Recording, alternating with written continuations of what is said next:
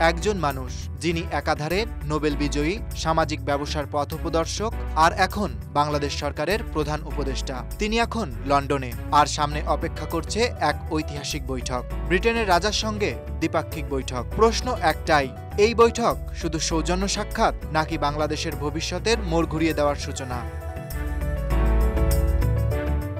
রাজনীতি আর কূটনীতির জগতে প্রতিটি হ্যান্ডশেক, প্রতিটি বৈঠক একটি বার্তা দেয়। ব্রিটেনের রাজা চার্লস শুধু ব্রিটিশ রাজপরিবারের নেতা নন, তিনি বিশ্ব পরিবেশ আন্দোলনের একজন পুরোধা, মানবিক কূটনীতির নীরব অথচ প্রভাবশালী এক চালক। আর তার সঙ্গে বৈঠকে যাচ্ছেন ডক্টর মোহাম্মদ ইউনূস, যিনি একসময় গ্রামীণ ব্যাংক ধারণা দিয়ে দারিদ্র্যের বিরুদ্ধে যুদ্ধ ঘোষণা করেছিলেন। জুলাই বিপ্লবের পর বিজয়ী ছাত্র জনতা তাকে দেশের প্রধান উপদেষ্টা হিসেবে নিয়োগ দেন।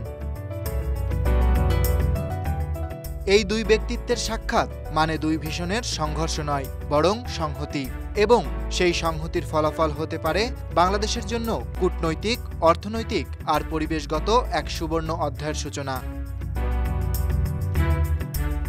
এখন প্রশ্ন হচ্ছে, বাংলাদেশ ঠিক কি কি সুবিধা পেতে পারে এখান থেকে?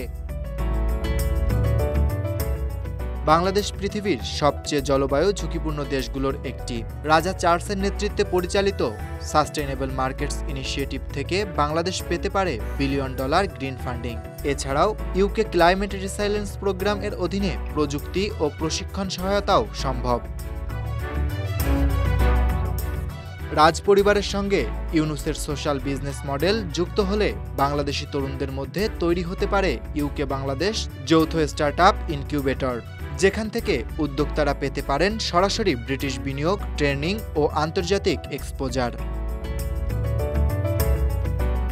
ইউকে এখন পোস্ট ব্রেক্সিট বাণিজ্য নীতিমালায় উন্নয়নশীল দেশগুলোকে অগ্রাধিকার দিচ্ছে। বাংলাদেশ চায় ইউকে বাজারে দীর্ঘমেয়াদী ডিউটি ফ্রি অ্যাক্সেস। এই বৈঠক সেই দরজাটি খুলে দিতে পারে। রাজা চার্লসের মানবিক ভাবমূর্তিকে কাজে লাগিয়ে ডক্টর ইউনূস তুলে ধরতে পারেন রোহিঙ্গাদের দুর্দশা। ফলে ইউকে পার্লামেন্ট ও আন্তর্জাতিক সম্প্রদায়ে মিয়ানমারের উপর চাপ বাড়ানো সম্ভব। রাজপরিবারের পৃষ্ঠপোষকতায় বাংলাদেশের মেধাবী শিক্ষার্থীদের জন্য বিশেষ স্কলারশিপ বা রিসার্চ কোঅপারেশন চালু হতে পারে, যেমন কিংস কমনওয়েলথ স্কলার্স।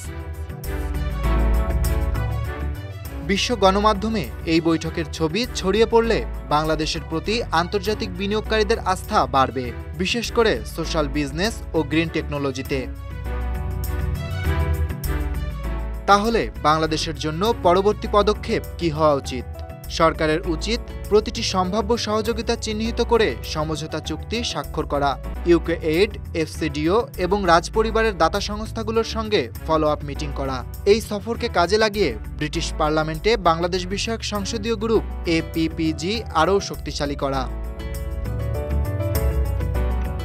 রাজা চার্লস হয়তো আমাদের কোনো চুক্তি সই করে দেবেন না, কিন্তু তিনি একটি দরজা খুলে দিতে পারেন, যে দরজার ওপারে রয়েছে সম্মান, সহযোগিতা এবং সম্ভাবনার নতুন বাংলাদেশ। আর এদিকে নজর থাকবে সারা বিশ্বের। Dhaka express desk report.